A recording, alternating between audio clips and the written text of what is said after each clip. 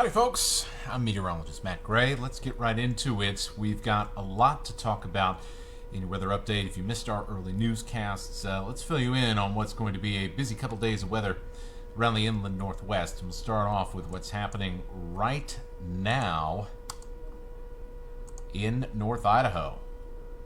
As soon as my computer decides to pull itself together. Here we go.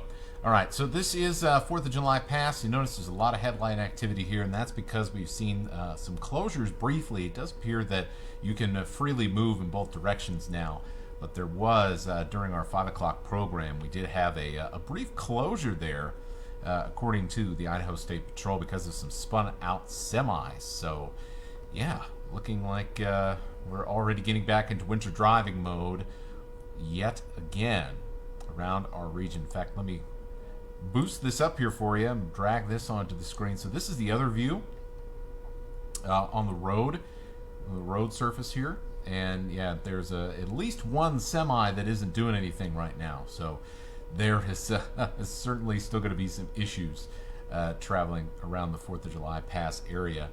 And really is not much of a surprise that we ended up with some pretty rapidly changing conditions. We know that in the valley and around Coeur d'Alene and all the way up north to Bayview, we had some a little bit of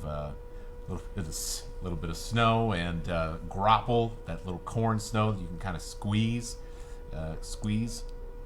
in your fingers a little bit, and even a little bit of hail, some of the harder stuff plinking around as some snow and rain and everything in between came through earlier this afternoon. But you can see the road temperatures are making the difference here, folks, and where we've had basically just wet roads and maybe some light grass accumulations around Kootenai County, you go further up towards 4th of July pass and the road temperatures are down to 30 degrees already. So yeah, any of those higher benches and higher elevations as we go later on tonight, you got to be watching out for slick roads, because we are not done with snowy weather just yet, even though that's not going to be the main story with our weather. So I'm going to take you through the radar a little bit. We did see a little bit of snow around Pullman and Moscow earlier this afternoon. Things started to calm down for now, at least in most of our region. But let's look at this snow band that was causing all the issues, and still is, as a matter of fact, as we zoom in a little bit on the radar. Some pretty significant snowfall rates here, where you could get about an inch on the ground in about an hour, or even a little bit less than that, especially looking at some of the other radar indicators in the Coeur d'Alene National Forest. There's some pretty heavy snow going on up here, so great for the skiers among you that we've seen some good snow today. But man, it's getting a little rough on the roads. And so this section through Shoshone County, from Lookout Pass down through Kellogg and then into the 4th of July pass area, seeing still some pretty heavy snow. And this is going to continue here for at least another hour or two. It's just very stubborn. I'll kind of play back the last 2 hours, and you can see just not really going much of anywhere. So you're going to stack up that snow pretty quickly, and you're going to have lots of slippery conditions and lots of snow-covered roads. Luckily, this is moving away from the Spokane area and away from the Raptor Prairie and Coeur d'Alene and Lake Coeur d'Alene, so things looking good there, at least for now. Snow is not going to be the main story here with our weather. I'm going to flip over to the national view, and we'll zoom out a little bit and show you what's going on. Lots of snow as the Arctic air is pushing into Montana. Look what's going on around Billings. We got lots of scattered snow as well in the Missoula area. We saw some pretty good snowfall in the Idaho Panhandle as well earlier today. Snowfall or a mix. Also seeing a little bit of snowfall in the Snoqualmie Pass area. And really, it's all because of this chilly, chilly air that's sitting on our doorstep. Boom. Look at this. And I mean, there is quite a temperature difference. And I'll show you this here. Great Falls, 5 degrees right now. And we are in the upper 30s in Spokane. You go north of the border to Calgary, and it is 1 below. So what's going to happen here is it's going to take some time for this really frigid air to twist and turn through all the little river valleys and eventually kind of work its way into the Columbia Basin, where then it can spread out. And so as it goes through these narrower mountain regions, it's going to start to pick up a little bit, and it's going to be quite windy through all these little areas as the winds wind their way, because the cold air is a lot heavier, so it's going to sink down into the bottoms of those valleys. I'll remove my squiggles so you don't have to be subjected to that. So basically, what I'm trying to tell you is that as we go through the day tomorrow, when this cold air moves in, it's going to get windy, and it is going to be not very comfortable at all to be outside as a result. And we are going to be looking at least a little bit of snow as that cold air pushes in and kind of pushes up the warmer air by comparison over us right now.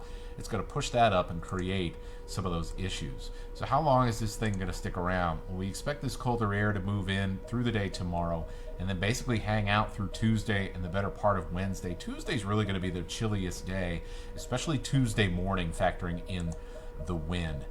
We'll talk about snow again very briefly. Look, we're not expecting a whole lot out of this, but we are expecting some snow bands to set up.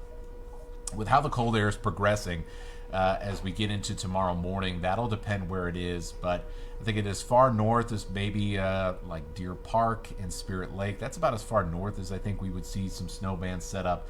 But it's much more likely as you head south of I-90 and on and into the Palouse region and then into other parts of central Washington. So can't totally rule out that we could see some brief, pretty quick and adverse driving conditions in the morning in the metro between Spokane and Coeur d'Alene here. But the chances and the confidence of that, I would say, is pretty low. Look, you just got to look out for some snow bands in the morning. We got to put our winter driving hats back on. Debbie says, I'm so ready for spring. Yeah, me too. This kind of fake spring we were in has really got me excited, and like just wearing light jackets like this and not having to worry about the heavy stuff or having to put on the gloves so you don't get too cold scraping the ice off. Unfortunately, that's not the case. Got at least this week, and then we'll see what happens in March, but I would be really surprised if we didn't have another round of wintry weather at some point in the month of March that would cause some issues here. So any of these snow bands, you can kind of see our computer models keep pushing them down towards, say, the Lewiston, Pullman, Moscow area, where we'd see some additional snow bands tomorrow. So do look for some wintry driving conditions, for example, in that part of the region if you live there, and also around the North Cascades. As you can see here, our computers, they're not putting out much. Really, you got to get under one of those bands to see any decent any snowfall. Decent snowfall amounts, or you got to get up higher in elevation. And here's the latest computer run for kind of the Spokane Coeur d'Alene local zone, and you can see, yeah, we'll have a chance for a little bit of snow. Not expecting a whole lot. Plus, as we cool down, that snow is going to be a lot easier to deal with than when you have kind of that freeze-thaw cycle when it's around freezing. So I don't think things are going to be too big of an issue as far as snowfall goes. Just got to drive a little bit slower. All right, now let's get to the wind chill before I let you go. And this is going to be really the big deal. The snow is kind of a little secondary, like, oh, hey, by the way, might snow a little bit. This is really what the deal is going to be with this Arctic air that's going to try and push into our area. And as it does, as I showed you earlier in this live stream, it is going to get a little bit windy, especially between Sandpoint, Coeur d'Alene, over to Spokane, and then those winds are going to spread out across the flatlands of central Washington. And yeah, that pulls the heat out of you much quicker, and so you have to dress for warmer than what your 4 News Now First Alert weather app is going to say on the temperatures. By the way, we have a new update coming out for that on Monday, so check for updates in your app store, and it's greatly improved. I think you're really gonna like our new and improved 4 News Now First Alert weather app, and I do believe that's going to be ready for update on Monday, and if not, check back Tuesday and Wednesday. I think we're kind of at the mercy of the app store for that, so just keep that in mind on your phone. All right, let's go through this. So this is the new update here for forecast wind chill. So this is factoring in the wind speeds and the temperatures. By the way, Tuesday night, Wednesday night, we're going to be down to the single digits above zero. So you factor even in a little bit of wind, and it's going to feel really chilly.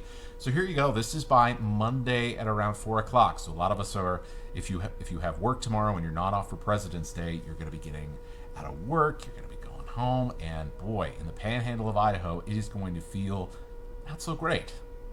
Not great at all. Going to feel like single digits above and below zero. Really not going to feel all that pleasant either in the I-90 corridor. We go through the overnight, and this is where things are going to get really hairy as we're heading off to work and getting the kids out to the bus in the morning. Would not surprise me if there might be a delay or two. But we'll cross that bridge when we get there, and we'll let the people who make those decisions make them. But certainly, this is not ideal for getting up in the morning. Really, you gotta prioritize dressing warmly, because this is nasty, nasty stuff. You know, the last time that it was really cold, late December, early January, we didn't really have a lot of wind along for the ride with that. So we ended up with pretty cold weather, but there just wasn't a lot of wind. This is going to be more about the wind making it really chilly in addition to some of those colder temperatures. So yeah, especially around Lake Pend Oreille, you know, you got a lots of open water that the wind can pick up speed across.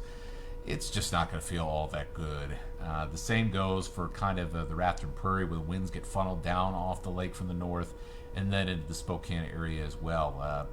The geologists call it the Purcell Trench, so kind of that valley area. It's set up for northeast winds when they come in to really amp up those wind speeds. And so we're thinking we could see anywhere between 30, maybe even 40 mile an hour wind gusts at times, especially coming off the lake. So yeah, not going to be the greatest situation here on Tuesday morning, and it's going to be quite chilly through the day on Tuesday and still windy.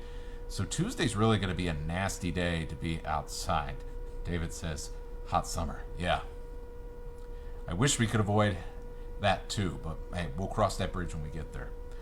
So, yeah, I know. I wish I could. I want to feel more upbeat, but I can't. This is just not going to be fun to be outside. The wind really gets you in this cold type of weather. And there you go. We go into Wednesday night, or Tuesday night, Wednesday morning.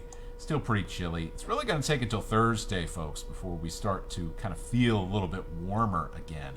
And here's Monday night. This is where we expect the coldest weather, factoring in that wind chill, to be.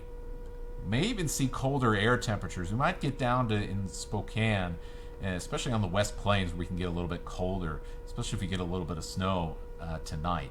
We might get down to kind of maybe 4, 5, 6 degrees on Wednesday night, just because of calmer winds, and that'll allow that heat to radiate out from the ground a little bit better.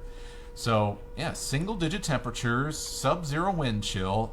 It's just ideal, right? It's just what we want to end the month of February with. No. So here we go, Arctic air. I'll pop up the radar here to kind of end our little program. Actually, I do have one more thing to show you. So this was some great video that got sent to Chris Crocker, and then Chris sent it to me. But this was some of that hail and graupel from Bayview this afternoon. I want to thank Molly for sending this in. So you can see, sitting on the boat, you know, it's 40-odd degrees out. Figured it'd be a nice day, could soak up the sunshine. And then, can you imagine sitting out there and then this rolls in? So she described it as hail. I think some of it looks a little bit graupel-y, so a little bit of that corn snow type of situation. You know, with the temperature profiles that we've got up in our atmosphere today, I mean, it could be anything and everything, and it can happen all at the same time.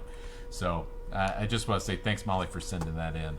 And you know what? I'm going to leave you folks with that. So my advice to you, dress warm, stay warm. We'll keep you updated on everything going on 4 News Now. Check out our new 4 News Now First Alert weather app with that great update coming out here in the next couple of days. And we will keep you informed on everything that is going on. So stay warm. Have a great rest of your weekend.